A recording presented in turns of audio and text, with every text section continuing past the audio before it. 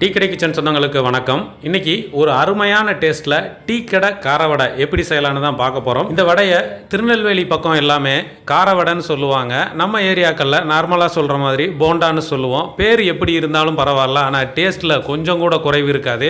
இன்னைக்கு இந்த கார வடை நம்ம டீ கடையில் எப்பவும் போடக்கூடிய அந்த பெர்ஃபெக்டான டேஸ்ட்டில் இருக்கிற மாதிரி நம்ம போட்டிருக்கிறோம். அதோட சேர்த்து இதுக்கு மாவு எப்படி ஆட்டணுங்கிறதையும் ரொம்ப தெளிவாக சொல்லியிருக்கிறோம். ஸோ வீடியோவை மிஸ் பண்ணாமல் பாருங்கள். வணக்கம். நீங்கள் நம்ம டீ கடை கிச்சனில் டீ கடை கார வடை எப்படி போடுறதுன்னா இன்றைக்கி பார்க்க போகிறோம்.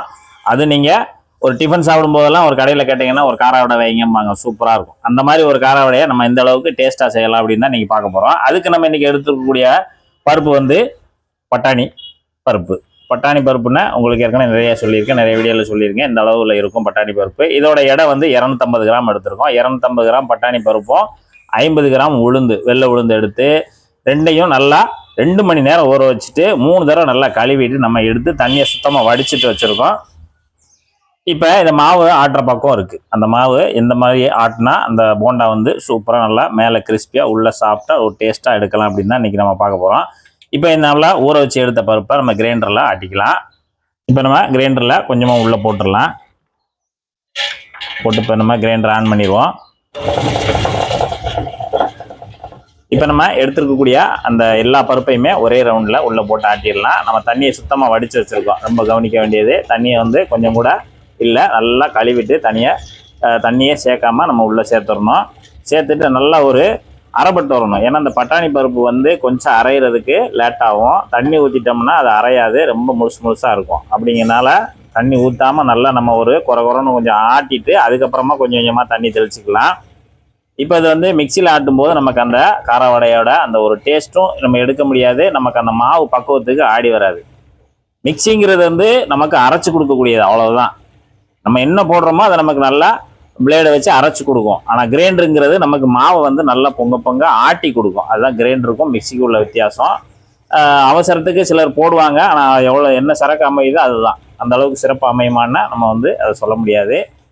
இப்போ நம்ம உரலில் போட்டு ஒரு 5 நிமிஷம் நல்லா ஓடி இருக்கு. 5 நிமிஷம் இந்த மாதிரி பருப்பு ட்ரையாக உடக்கும். இந்த அளவுக்கு நல்லா கொஞ்சம் பருப்பு 1-2 உடைக்கிற மாதிரி ஆட்டிட்டு அப்பப்போ நீங்கள் சைடில் பிடிச்சிருக்கோம் அதை கைட்டை எடுத்து விட்டுக்கோங்க. அந்த மாதிரி இப்போ நம்ம கொஞ்சம் கொஞ்சமாக தண்ணி தெளிக்க போகிறோம்.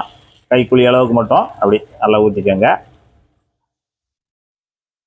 2 தண்ணி ஏற்கனவே கையளவு குழி அளவு கொஞ்சம் தெளிச்சிருக்கோம். இப்போ நல்லா ஓடி வந்துக்கிட்டு இருக்கு. இப்போ நம்ம எடுத்து பார்த்தோம்னா தெரியும், இன்னும் கொஞ்சம் ஓடணும். அந்த உளுந்து வந்து நமக்கு நல்லா பொங்கி வரும். மறுபடியும் கொஞ்சம் தண்ணி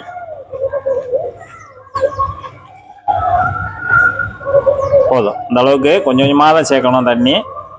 இப்போ நமக்கு மாவு, அதாவது கைக்குழி அளவுக்கு 3 தடவை நான் தண்ணி ஊற்றிருக்கேன். கிட்டத்தட்ட ஒரு 75 ml தான் நான் தண்ணி ஊற்றிருக்கேன். அவ்வளோதான் தேவைப்பட்டிருக்கு. இந்த மாதிரி அதை நம்ம கொஞ்சம் கொஞ்சமாக தேவை தக்கன அப்படியே நேச தெளித்து விட்டு ஊற்றி நல்லா பக்குவமாக ஆட்டி எடுத்துக்கிறணும். அப்படி ஆட்டி எடுத்த பக்குவம் வந்து மாவு பார்த்தீங்கன்னா இப்படி இருக்கணும், நல்லா கெட்டியாக இருக்கணும். கெட்டியாக இருந்துச்சுன்னா நம்ம கொஞ்சம் கிறிஸ்பியாக இருக்கும். லேசாக நம்ம ரவை குருணை கணக்காக இருக்கும். அது அந்த பட்டாணி பருப்பு மட்டும். உளுந்து நல்லா நைஸாக ஓடிடும். இப்போ நல்லா ஓடிடுச்சு. இந்த அளவுக்கு பக்குவம் இருக்கணும். தண்ணியில் போட்டால் கூட அப்படியே மிதக்கிற மாதிரி தான் இருக்கும். இந்த மாதிரி தான் இருக்கும், ஏன்னா நம்ம உளுந்து சேர்த்துருக்கோம். அதனால் அப்படியே கொஞ்சம் நேரம் விட்டிங்கன்னா கரைஞ்சிரும். இப்போ நம்ம மாவு புறத்தையுமே தோண்டிக்கலாம்.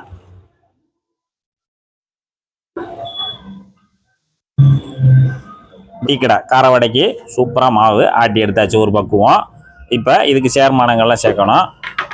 இதுக்கு தேவையான உப்பு ஒரு 1/2 டீஸ்பூன் தூள் உப்பு, ஜீரகம் ஒரு 1/2 டீஸ்பூனு, பெருஞ்சீரகம், சோம்பு அதான் ஒரு 1/2 டீஸ்பூனு. இல்லை நம்ம கடைகளில் வந்து இந்த மாதிரி போட்டு விற்கிறது வழக்கம். அதனால் நம்ம அந்த மெத்தடில் போடுறோம். உங்களுக்கு பிடிச்சதுன்னா இதில் சேர்த்துக்கலாம், இல்லைன்னா இதை கூட நீங்கள் தவிர்த்துக்கலாம். இது வந்து மீடியம் சைஸ் வெங்காயம் 2 வெங்காயம், மீடியம் சைஸ் 2 வெங்காயத்தை நல்லா பொடுசாக வெட்டி வச்சுருக்கோம். நல்லா ஏற்கனவே உதுத்துருங்க, தனித்தனியாக அப்படி பொல்லுன்னு உதுத்துருங்க. வெட்டின உடனே அப்படி போட்டுறாதீங்க, இப்போ அங்கங்கே சேர்ந்து நிற்கும். அதனால் நல்லா இந்த மாதிரி உதுத்துட்டோம்னா எல்லா வடையிலையும் நமக்கு ஒரு 2 வெங்காயம் 3 வெங்காயம் 4 வெங்காயம் இருக்கிற மாதிரி இருக்கும். அதனால் இப்போ 2 மீடியம் சைஸ் வெங்காயத்தை நல்லா அந்த அளவுக்கு பொடுசாக வெட்டி வச்சுருக்கோம். இதில் உள்ள சேர்த்துடலாம். கார வடையை பொறுத்தளவில் வந்து வெங்காயம் நிறைய சேர்க்க மாட்டாங்க, கொஞ்சம் கம்மியாக தான் சேர்ப்பாங்க. 4 பச்சை மிளகா அந்த மாதிரி ரவுண்டாக பொடுசாக குட்டியாக வெட்டி வச்சுருக்கேன், அதையும் நம்ம உள்ளே சேர்த்துக்கலாம்.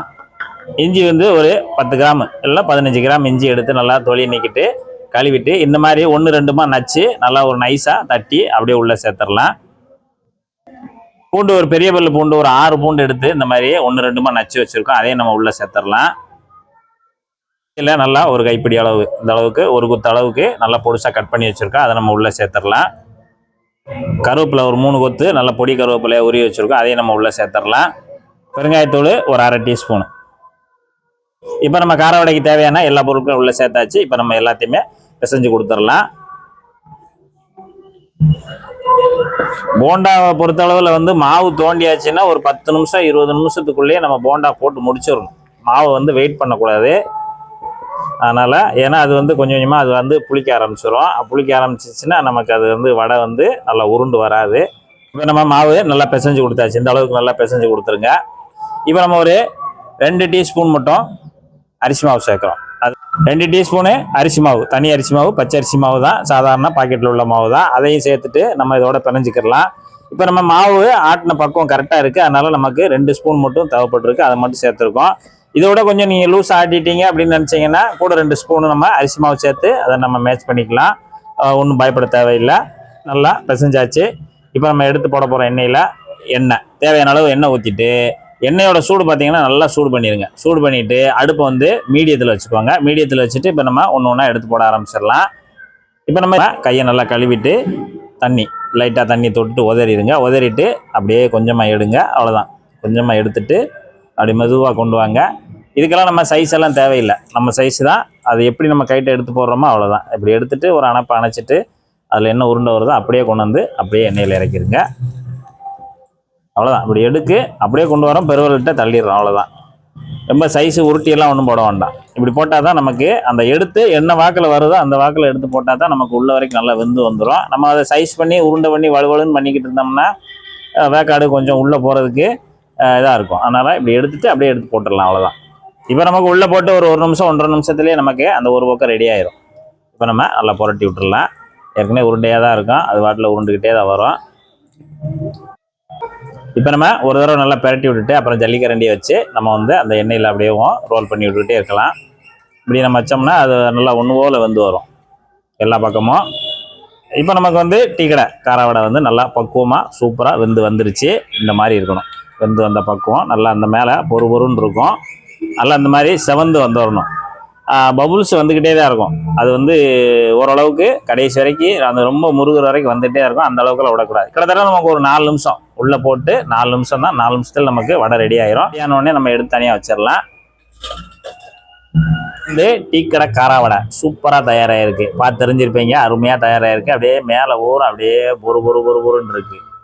அப்படி பிச்சு பாருங்க. அந்த அப்படியே நொறுங்கு மேலே உள்ள அப்படியே சூப்பராக சாஃப்டாக அந்த உள்ள பூரா வெந்து அருமையாக இருக்குது.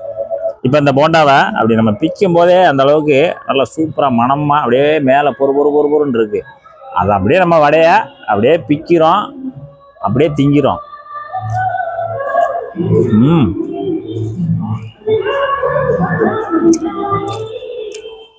அந்த கார வடைனாலே ஒரு தனி டேஸ்ட் வரும். அந்த பட்டாணி பருப்பு, அந்த உளுந்து, அந்த சேர்மானங்கள் எல்லாம் சேர்க்கும்போது அந்த ஒரு டேஸ்ட் நல்லா சூப்பராக இருக்கும். இந்த மாதிரி ஒரு டீ கடை கிச்சனை பார்த்து நீங்கள் ஒரு போண்டா உங்கள் வீட்டில் ரெடி பண்ணி கொடுத்தீங்கன்னா டல்லாக இருக்கிறவங்க கூட டான்ஸ் ஆடுவாங்க. அந்த அளவுக்கு டேஸ்ட்டும் மனமும் சுவையும் அருமையாக இருக்குது. இதே போல் ஒரு போண்டாவை நீங்களும் உங்கள் வீட்டில் செய்து பார்த்து சாப்பிட்டு பார்த்துட்டு எப்படி வந்ததுன்ற கமெண்ட்டில் சொல்லுங்கள். நன்றி, வணக்கம்.